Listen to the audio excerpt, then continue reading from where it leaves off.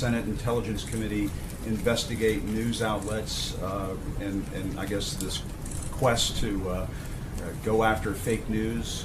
Does he value the First Amendment as much as he values the Second Amendment? Absolutely. The president is a incredible advocate of the First Amendment.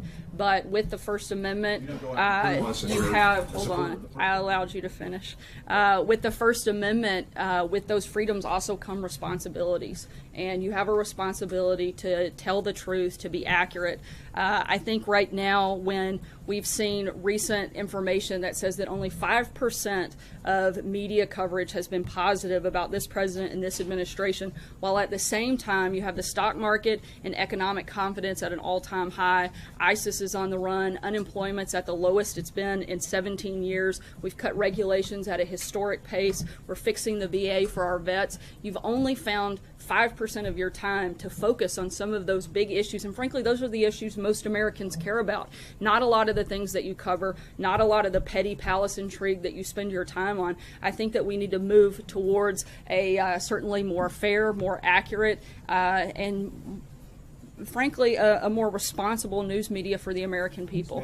May I follow, Sarah, if I could follow up on that. Sorry, I'm going to try to get to everybody, and like I told your colleague, news outlets? if I have time. Very quickly though, should Congress investigate news outlets?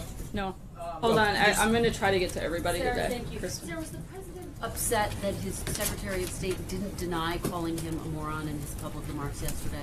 Look, as the Secretary of State said, this is a petty, ridiculous accusation, and frankly I think it's beneath the Secretary of State to weigh in on every rumor out there. His spokesperson, however, did come out and clarified that the Secretary of State had never used those words. What's your response to those who say the president has undercut the Secretary of State? Sarah, just quickly before you move on. I think it's the premise of that question is absolutely ridiculous. The president can't undercut his own cabinet. The president is the leader of the cabinet. He sets the tone, he sets the agenda, and I think that question makes no sense because of that. David?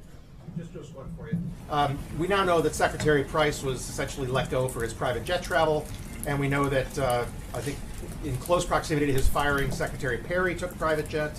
We know that Kellyanne Conway was along for one of Secretary Price's rides. At the same time, the president has now spent, I think, 17 weekends at taxpayer expense for the flights, either at Mar-a-Lago or Bedminster, at the cost of $180,000 an hour for Air Force One, and is going to take the plane to a fundraiser in North Carolina this weekend. So here's the question. Is he not setting the tone that tells his cabinet members that this kind of misuse of taxpayer money, or overuse, if you will, is okay? I'll start with North Carolina. My understanding is that for a political event that'll be reimbursed for any political travel. The president is the first class rate that Secretary Price paid. I'd have to check on that, but the president is in a certainly very different position. He's not allowed to travel in a different way other than in a secure airplane as Air Force One. Every weekend, does he? I mean, he could stay here and work like the former president. The president certainly hasn't been there every weekend, and every weekend that he's traveling, no matter where he is, the president is working. He's hosted foreign leaders on several of those trips, which have led to some great accomplishments. They've led certainly to putting further pressure, unprecedented pressure on North Korea, in large part because of the relationship development that's taken place at some of those weekends that you're attacking for. This is a president that is committed to helping move his agenda forward, and certainly I think that those weekends have been very successful in doing that. Alex? I want to ask about the president's tweet this morning about the Senate Intelligence Committee. Is he frustrated with how long the investigation into alleged Russian election interference is taking? I think more importantly than the president being frustrated, I think the American people are frustrated. The Senate Intel Committee told us yesterday that after nearly 9 months of investigated, that's included more than 100 interviews over more than 250 hours, 4,000 pages of transcripts, 100,000 pages of documents, interviewing officials in the intelligence community who wrote the report on Russian election meddling, interviewing relevant Obama administration officials, and talking to every Trump campaign official they've requested. It's literally found zero evidence of collusion between the Trump campaign and Russia. I think that the American people would like them to focus on some other things. I know that we certainly have said this all along, and we're glad that as they continue this process, they're coming to the same conclusion. Trey.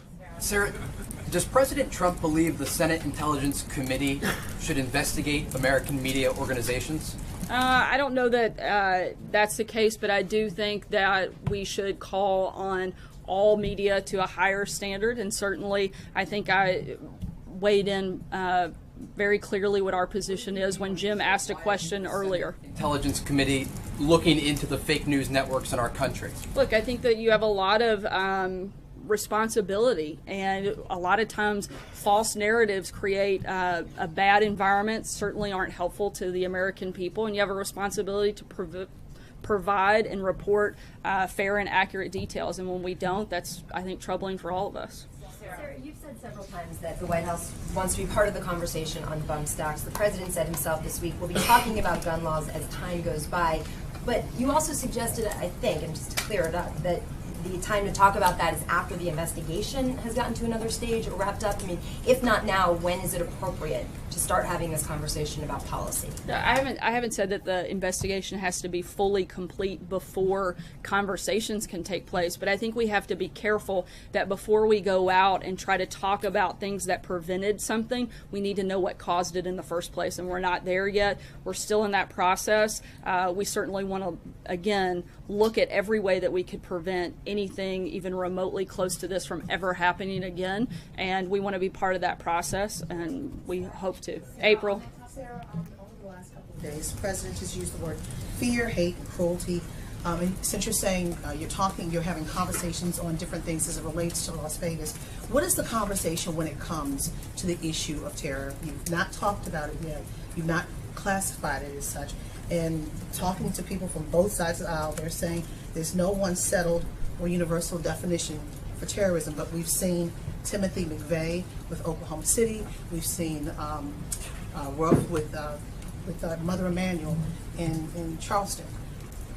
I mean, under all circumstances that we've seen so far, people were intimidated, scared, ambushed, military style, in a planned, thought out effort, be it whether it's political or not.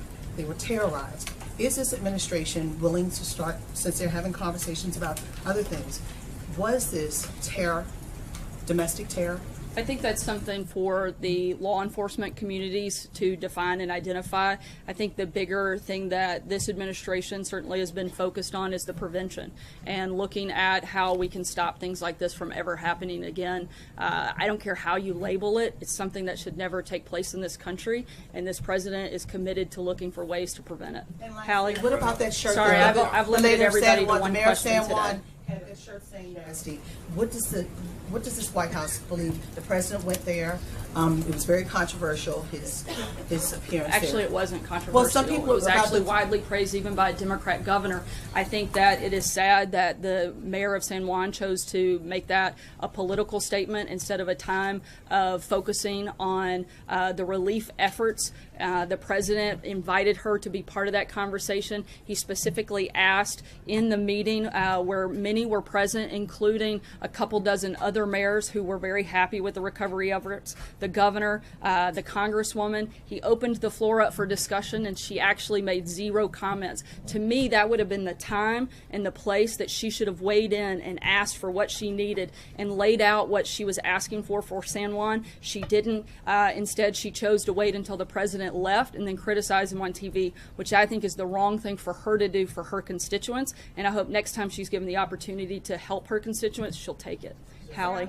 You've made very clear that the president is open to the conversation surrounding bump stocks and perhaps other regulations on gun control. Does he want to lead that conversation? Will he get out and use the power of his presidential platform to push for more regulation on, for example, bump stocks, which law enforcement officials have said were used in Vegas? I think right now the position of the president has been to lead on the effort of uniting our country. We've had a country in mourning, and I think we saw what kind of leader this president wants to be by what he did yesterday. He went in, he met with the law enforcement officials, he met with the medical teams, he met with the survivors of that horrific tragedy. Obviously, this president wants to be a leader. I think he's demonstrated that. I think he'll continue to do that in this process. If you want me to get down into the weeds on specific policy, I don't think we're there yet. Right now, we want to lead the effort on bringing our country together and offering comfort to those that have been hurt over the last several days. Mike, sorry, again, I'm going to take this the last one, Mike. There's some talk that some of the main facilitators of the Iran nuclear deal are significant contenders for the Nobel Peace Prize.